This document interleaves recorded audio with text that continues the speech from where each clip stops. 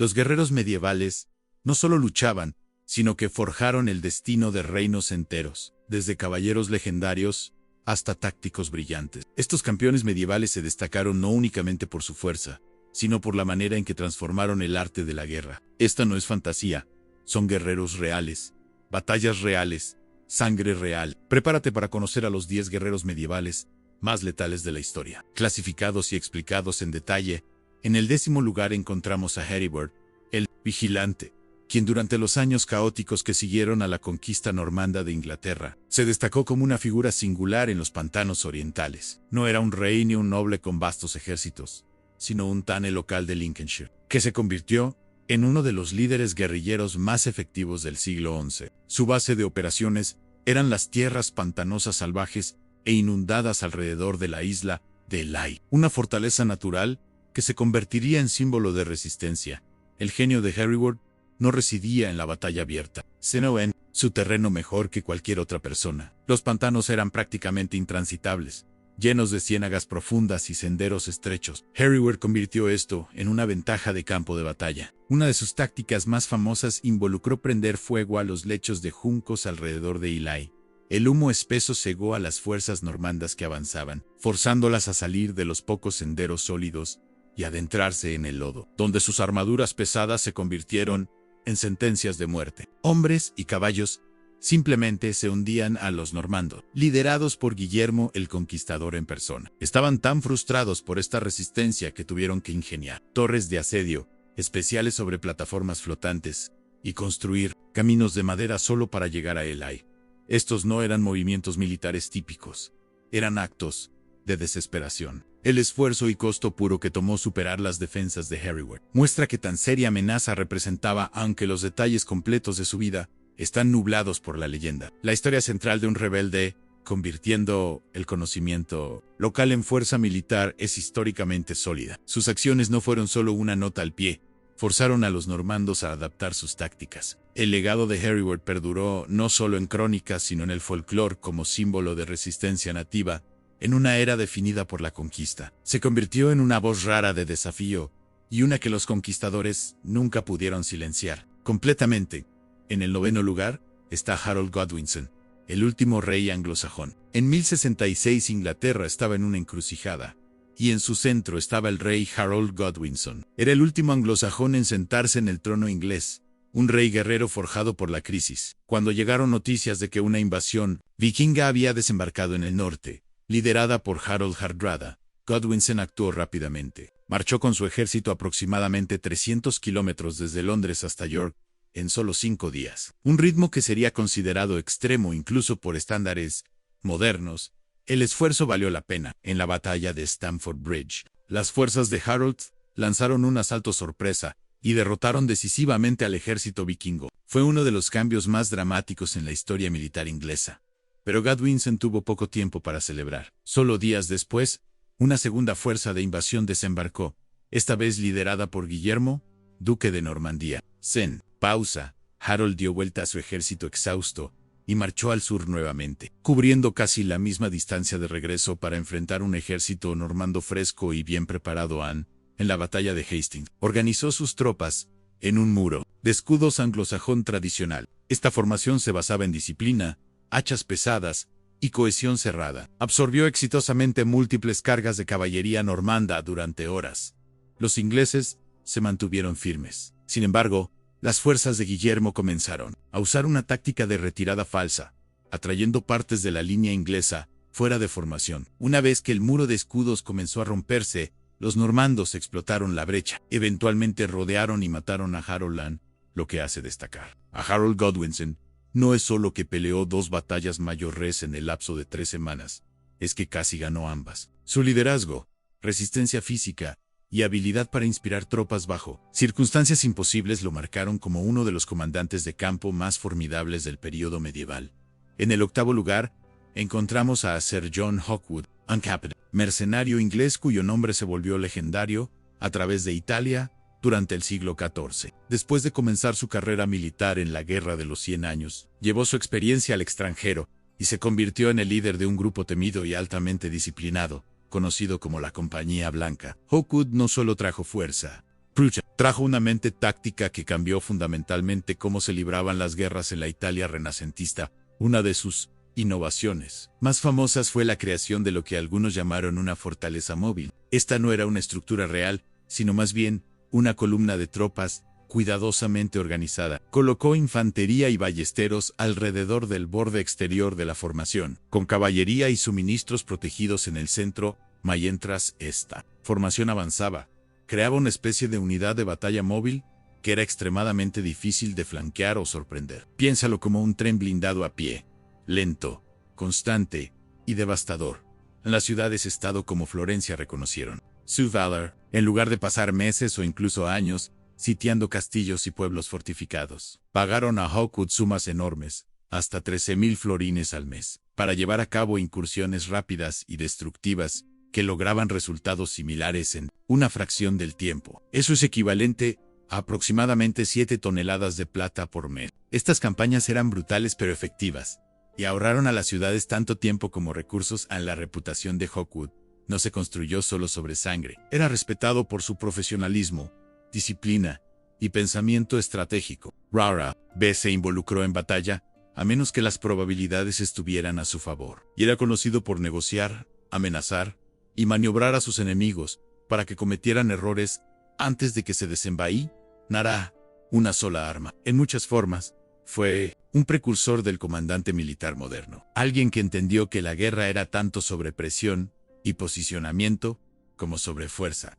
En el séptimo lugar está Sir John Chandos, uno de los caballeros más brillantes y respetados del siglo XIV, a menudo recordado como la mente estratégica maestra detrás de algunas de las mayores victorias de Inglaterra durante la Guerra de los 100 años. Se sirvió como compañero cercano y consejero militar de Eduardo, el Príncipe Negro, y era conocido por combinar coraje en el campo de batalla con juicio táctico agudo. A uno de los momentos más famosos de Chandos vino durante la batalla de Poitiers en 1356. Las fuerzas inglesas estaban en desventaja numérica y enfrentando un poderoso ejército francés. En lugar de confrontar al enemigo de frente, Chandos ideó un plan que explotaría el paisaje y confundiría el impulso del enemigo. Deliberadamente, permitió que los caballeros franceses tomaran la iniciativa, atrayéndolos hacia un sendero estrecho rodeado de setos espesos y zarzas. Mientras los caballeros avanzaban, arqueros ingleses escondidos en ambos lados abrieron fuego a corto alcance. La caballería francesa pesada estaba atrapada, incapaz de maniobrar o protegerse efectivamente. Después de que la oleada inicial se descompuso, Chandos lideró una carga de hombres de armas desmontados para terminar el trabajo. Fue una combinación rara de tácticas defensivas y ofensiva calculada. El resultado fue una victoria inglesa decisiva, con el rey francés Juan II tomado prisionero. Un evento que conmocionó a Europa y cambió el impulso de la guerra. Chandos no era solo un comandante de campo de batalla, también era diplomático, un negociador de confianza y alguien profundamente respetado tanto por aliados como enemigos. Su muerte en una escaramuza menor en 1370 fue llorada a través de Inglaterra. Los cronistas de la época escribieron que cuando Chandos murió, fue como si la mitad de la suerte de Inglaterra hubiera desaparecido con él. Su legado vive como símbolo del caballero que usó su mente tan hábilmente como su espada. En el sexto lugar, tenemos a Eduardo I. Piernas. Eduardo I, a menudo llamado Piernas Largas por su estatura imponente, era más que solo un monarca poderoso. Era un reformador militar que remodeló cómo Inglaterra libraba la guerra. Uno de sus logros más significativos fue la creación de una red estratégica de castillos a través de Gales, durante sus campañas de finales del siglo XIII, para someter y controlar la región enteras.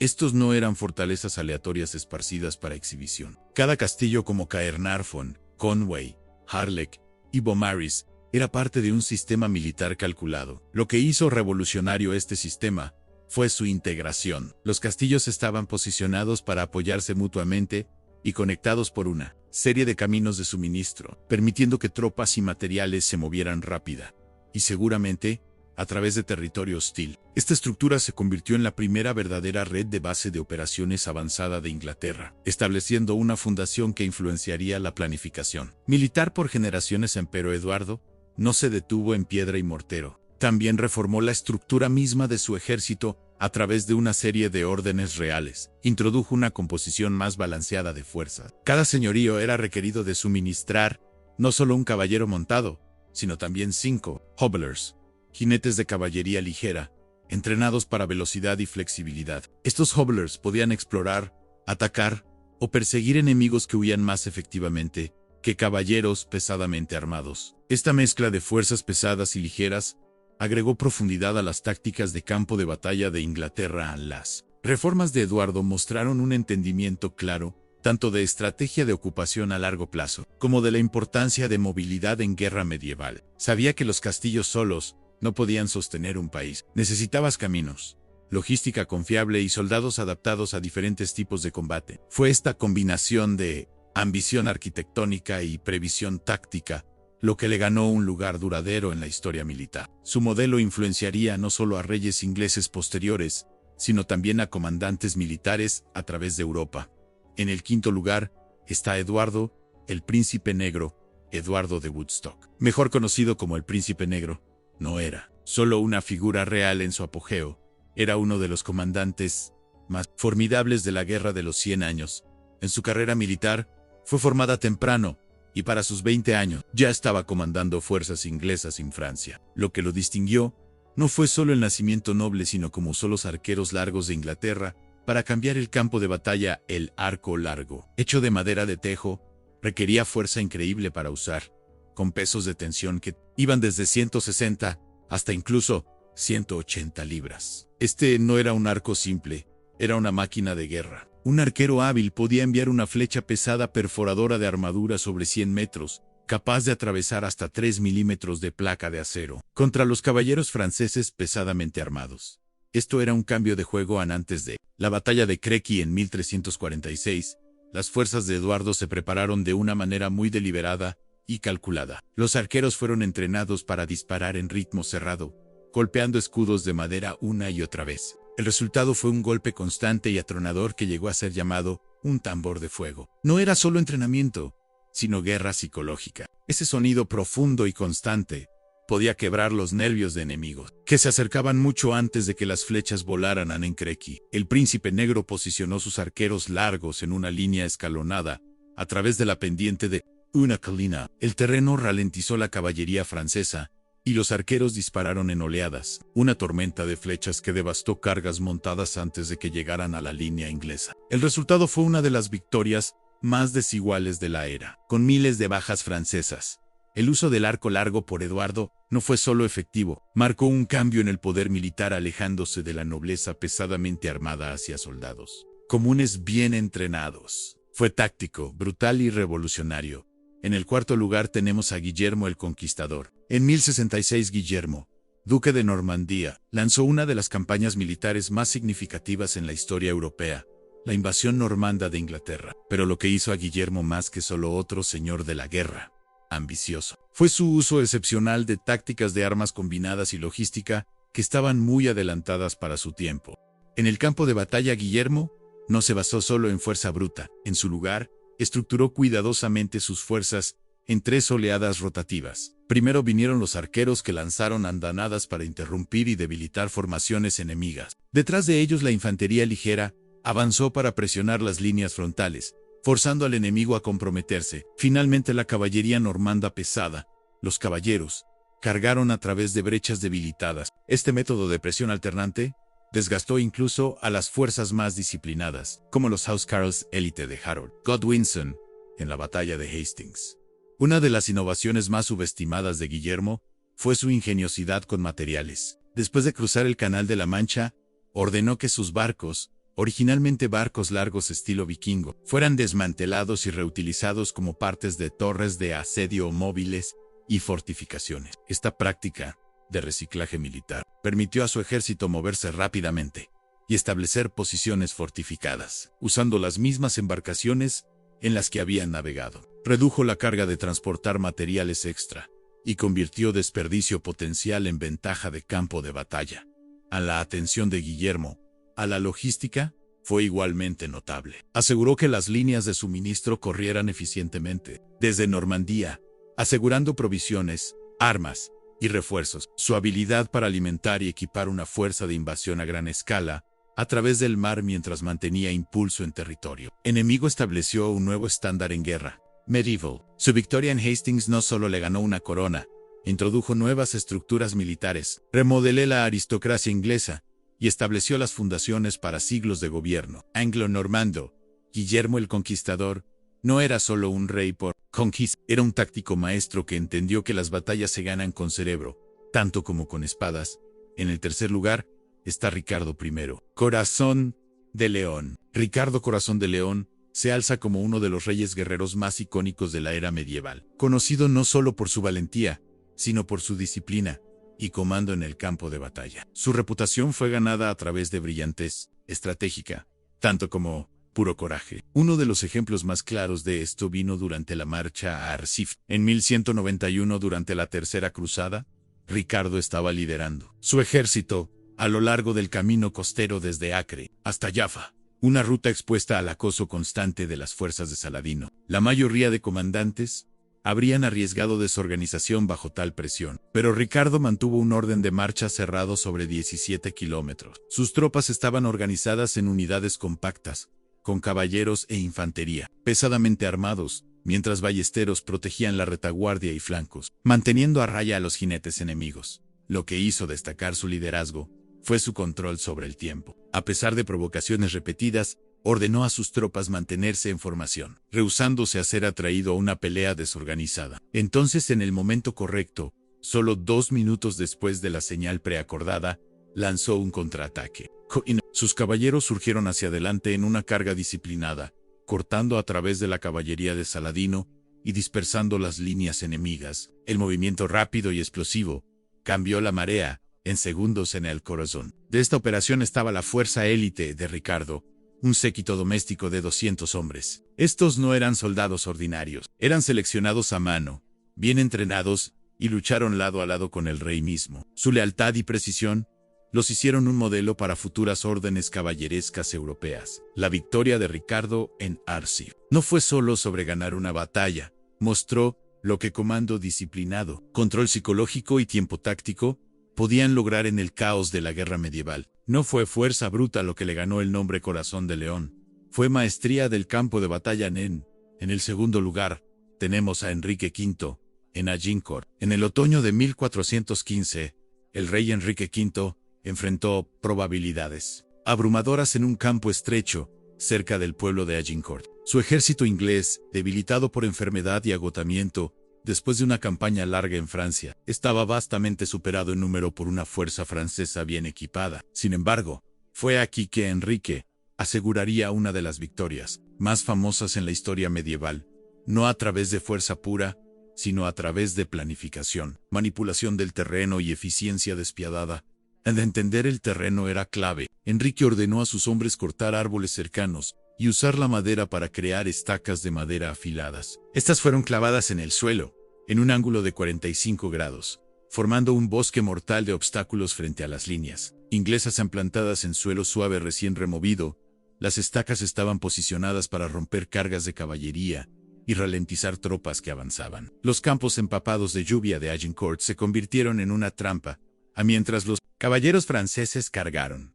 El suelo lodoso tiró de sus pies. Su armadura de placas pesada, pesando hasta 30 kilogramos, se volvió incluso más agobiante mientras arcilla húmeda se pegó a sus piernas, agregando un estimado de 2 a 3 kilogramos de peso extra con cada paso. El ataque francés, embudo a través del campo estrecho y roto por estacas, perdió impulso rápidamente. Los arqueros largos ingleses, posicionados detrás de las estacas protectoras, llovieron flechas sobre las filas. No fueron solo las armas, fue tiempo y control. Cuando un grupo de caballeros franceses capturados fue visto como un riesgo, potencialmente recogiendo armas o estancando la posición inglesa, Enrique tomó una decisión sombría. Ordenó que fueran ejecutados. Fue controversial incluso en el tiempo, pero permitió a sus arqueros reenfocar en la pelea. Este movimiento frío y calculado demostró la mente militar aguda de Enrique. En Agincourt no solo ganó una batalla, reescribió las reglas del combate medieval. En el primer lugar está Guillermo Marshall, a menudo llamado el caballero más grande en la historia. Era más que solo un guerrero, era una encarnación viviente de caballería medieval, estrategia y arte de gobernar. Nacido alrededor de 1146, en una familia noble menor, ascendió en las filas, no por herencia o política, sino por habilidad sin igual en el campo de batalla y lealtad. Notable a la corona, lo que verdaderamente distinguió a Marshall fue su récord invicto en torneos. 55 victorias sin una sola pérdida. Estos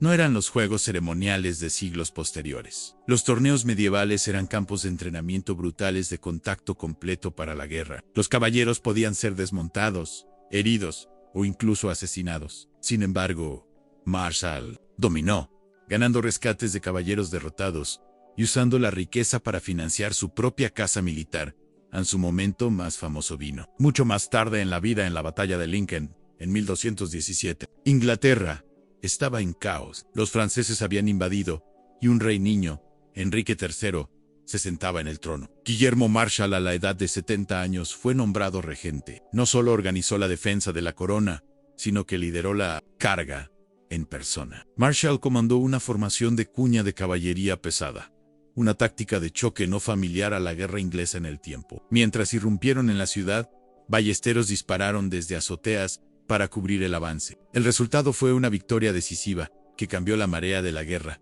Pero Marshall era más que un comandante, era un estabilizador político. Después del reinado turbulento del rey Juan, Marshall jugó un papel crucial reexpidiendo la Carta Magna y restaurando confianza entre la corona y los varones. Actuó como un puente entre el viejo mundo feudal y el marco legal emergente de Inglaterra. Su sabiduría y moderación le ganaron respeto profundo, incluso de antiguos enemigos. En el capítulo final de su vida, Marshall tomó votos como caballero templario. Murió en 1219 y fue enterrado en la iglesia del Templo en Londres, un lugar aún visitado hoy. Su efigie tumbal lo muestra en armadura caballeresca completa, espada a su lado, escudo descansando a través de su pecho. Un símbolo de la era que ayudó a formar a Guillermo Marshall. No era solo un luchador legendario, era un reformador, protector de autoridad real, y el modelo mismo de lo que un caballero medieval podía lograr. Su historia mezcla coraje,